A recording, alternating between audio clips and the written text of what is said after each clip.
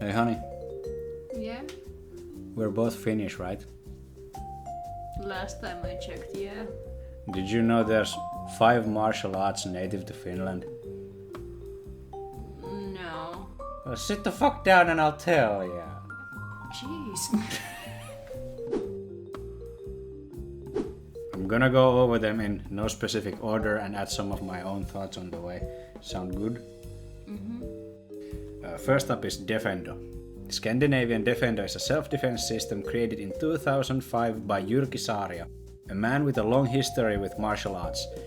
He has an instructor status in at least 10 different styles, including 5th Dan black belt in kickboxing and head instructor rank in Krav Maga. Defendo means defend or protect in Latin. Pretty fucking self-explanatory, I think. According to Defendo, the 3 cornerstones of functioning self-defense are 1. Proper technique. 2. Physical fitness. 3. Balanced psyche. All 3 should be focused on evenly with the idea that how you train is how you act under pressure. I can't really argue with any of that. I don't think anyone can. Okay. Defendo students have 6 levels. Level 1 is Hard Target, where the goal is to make the practitioner into a physically fit and able to defend themselves. Level 2 to 4 are Combat Tech. You learn to defend against the most common attacks from the front, back, ground and to spar standing up. And levels 5 and 6 are Star or Special Tactics and Response. Here you learn defense against weapons and first ground sparring and then free sparring, just basically MMA. The fact that they do sparring at all is a big plus in my eyes. There's nothing like sparring to find out if your techniques are functioning under pressure or not. And any school that says their style is too dangerous is frankly full of pupikaka. The biggest problem with, let's say, Olympic Taekwondo is that they have hundreds and thousands of techniques ranging from kicks and straight punches to elbow strikes and different holds and throws, but both their competition and their regular sparring is always the same sport-style foot fencing, so you won't really know how to use any of them under pressure against a resisting opponent. That makes them basically useless. To me, Defendo seems like a jack of all trades, master of none type of deal with pretty basic kickboxing when standing up and okay jujitsu and wrestling spiced up with like eye gouges and groin shots and all that in a grappling situation, topped with defense against weapons at a pretty late stage of training. Their idea of functioning self-defense I am fully on board with, but I disagree with the idea that you first learn to fight standing up for the first 2 to 3 levels before training ground fighting at all. That also might differ from like teacher to teacher, but if that's what's written on the style's creator's own page, then that's what I'm going with. Also, the names for the different levels are overly cargo shorts wearing sunglasses inside kind of hyper tactical, but you know, if you like that kind of paramilitary goofiness, then go for it. Next up is Hokutoryu Jujitsu. Not to be confused with Hokuto Shinken. The name Hokutoryu is an homage to Jujitsu's roots in Japan and means the North Star style. Hokutoryu is a Finnish Jujitsu style created in 1977 by Auvo Niiniketo, a security instructor and martial arts expert with too many accolades to name here, who also happens to be a henchman of one of the world's wealthiest people, Russian oligarch Boris Rottenberg.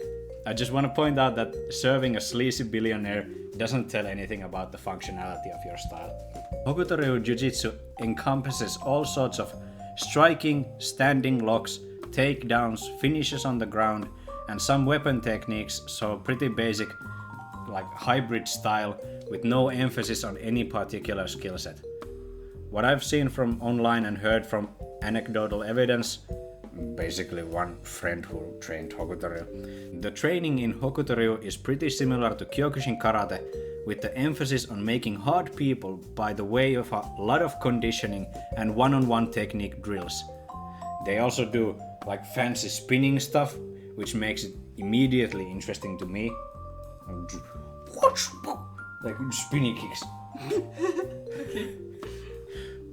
Hokutoryu Jujitsu is divided into 5 lower belt ranks from 5 to 1Q and black belt Dan levels after that, so a pretty standard judo-inspired belt system. No fancy tactical names here. Sad. As a big plus, Hokutoryu does do sparring and even holds full contact competitions, so the techniques are at least partly pressure tested. The rules of Hokutoryu competitive sparring are as follows. Fighters wear gis, but no gloves. Punches to the body, kicks to the head, body and legs are allowed. No straight kicks to the limbs. Opponent may be kicked while grounded only if the attacker's other knee is on the ground. Opponent may be taken down using any technique that doesn't stress the neck or spine. Locks may be used to any joint with the exception of a neck, spine and fingers. Twisting or turning lock targeted at the knee joints are prohibited. So basically like Kyokushin with takedowns and little ground fighting. Cool.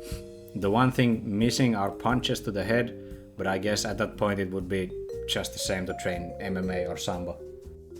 Overall, Hokutoryu Jujitsu is a fairly functional system that suffers from the same problem as Defendo and all the other hybrid systems do, mainly trying to focus on everything and so not excelling at anything. I do believe it's better to learn grappling from a grappling teacher and striking from a striking coach, because they know what they do more intimately than someone who does everything a little bit. Personally, I would just focus on the techniques used in matches and leave the weapon stuff to professionals. But it's a fine system for people who want a full contact style that goes a little beyond what Kyokushin offers.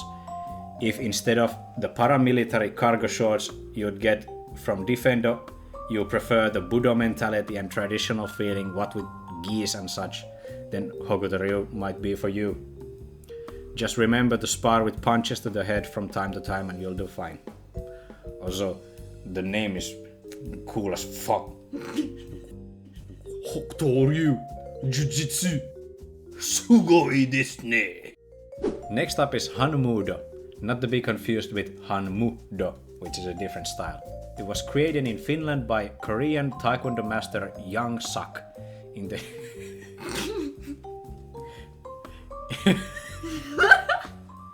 in the year 1989, who happens to be the brother of Daijin Huang, who brought WTF-style Taekwondo to Finland in the 70s. According to the origin story of hanmoodo, the master saw his students practicing different martial arts to learn kicks, throws and weapon techniques, and decided to combine all these into one comprehensive style. The graduating system in hanmoodo goes 9 to 0 gup in colored belts, and after that are black belt Dan ranks, so a little more segmented than both Hokutoryu and Defendo were. Sparring and competing in hanmoodo is divided into 3 classes: under 2 years of training, under 4 years of training, and over 4 years of training. The first one has only kicks to the midsection and head, punches to the body and throws from a leg hold. The second one has the previous plus tackles and sweeps. The third one is all of the above plus all other throws, standing locks and ground grappling and striking. So basically, ITF Taekwondo sparring with added grappling elements. I like the idea of easing competitors into increasingly complex rule sets as a way to add new techniques on top of your basics over time. What I don't like is the exclusion of leg kicks. Of course, to a lot of people, competing isn't the main point of martial arts. It can be a multitude of reasons, including self-defense, fitness, and just a fun way to spend time and feel like a badass. But I do believe that if you train techniques meant to use against other people, they should work on other people even if they're resisting, and for that sparring with minimal restrictions is pretty essential. Overall, hanmoodo just seems like all the other hybrid styles like tangsudo, vovinam, chunkukdo, you know, all those.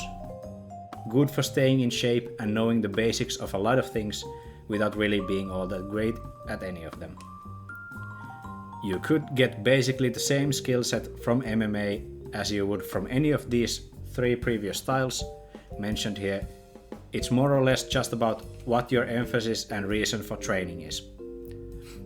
Now, for all 3 of these styles, I'm sure some practitioners are thinking, "Oh, but I've been training so and so for 30 years, and I know I'm a badass, and I could whoop any of these other styles easily."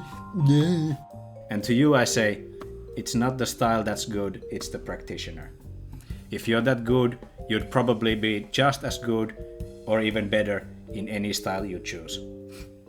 Or you're full of shit. Next we dive into the weird side of Finnish martial arts. Let me introduce you to Kas-pin.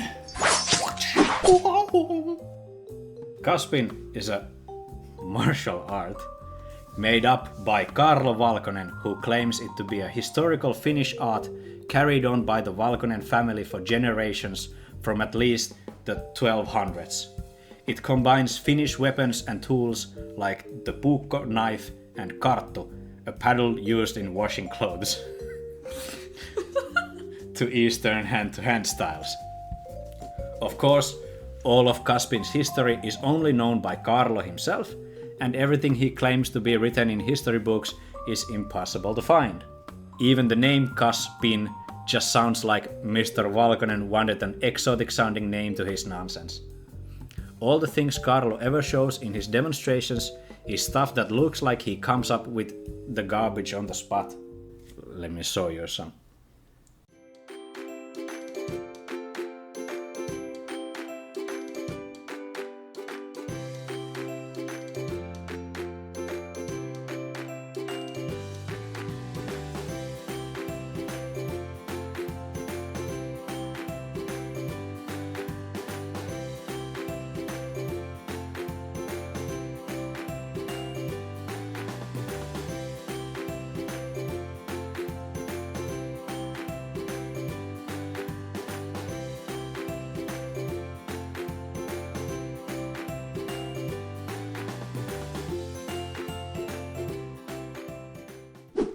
Finland does have a long history of puukko fighting with häijys, the 1800s youth criminals who roamed the South Ostrobothnia fighting, stealing, and being overall pieces of garbage. Axe murders are also an integral part of Finnish history. Take Lalli, for example, who murked the Bishop Henrik. Everything salvageable about Kas-pin comes from instructors who have history with other martial arts and combat styles. So again, if you're a great fighter and your style happens to be Kas-pin, it's regardless of Kas-pin, not because of it. Next up is the worst of them all. Have you ever heard of empty force? Empty force is a style created by Jukka Lampila. FO practitioners claim to be able to defeat opponents without touching them. It is said to rely on the idea that intent produces changes in energy fields, and feeling these energies lets you predict what happens and force your opponent to miss, let go, fall down, or any of the other magical outcomes. What the fuck? I know. FO has been ridiculed enough online already. Mark Mula had an excellent video where they attended Empty Force demonstration in Barcelona. A link in the description below. So basically it's just overly enthusiastic Star Wars fans desperately wanting to be Jedi. Nothing salvageable or realistic about any of this. The last one. There's more? Haha! I did 6 instead of 5! Bet you didn't expect that! Fucking yeah! Don't yell at me. Okay, sorry. The last martial arts style is teräskäsi. A martial arts created to fight force-sensitive people, especially members of the Jedi Order, perfect for destroying FO users. Notable practitioners include the Sith Lord Darth Maul and Dryden Voss, ahead of the crime syndicate Crimson Dawn. So if you didn't notice yet, this is a martial arts style from Star Wars. It originated in the 1996 game Star Wars Masters of Teräskäsi, a god-awful fighting game set in the Star Wars universe. Ask me what it's doing here. What is it? I'm glad you asked! Teräskäsi is Finnish and means steel hand, although in Finnish it would be written as a compound word instead of two separate. It's also a reference to the fighting game Tekken, which is Japanese for Iron Fist. Basically, they just wanted an exotic sounding name for their fantasy fighting style, and since no one speaks Finnish, it was a great choice. Unfortunately for me and all the 5 other Finns online, we have to listen to our language being butchered anytime a Star Wars nerd talks about any of this. I fucking swear, if I hear anyone call it Teräskäsi one more time, I'm gonna lose it. I'm gonna lose my marbles. So, that was 6 styles with their origin rooted in our beautiful country of Finland. Torille! 3 of them were pretty fine, and 3 were complete travesty, each in their own special way. What did we learn from this? I don't know. Me neither!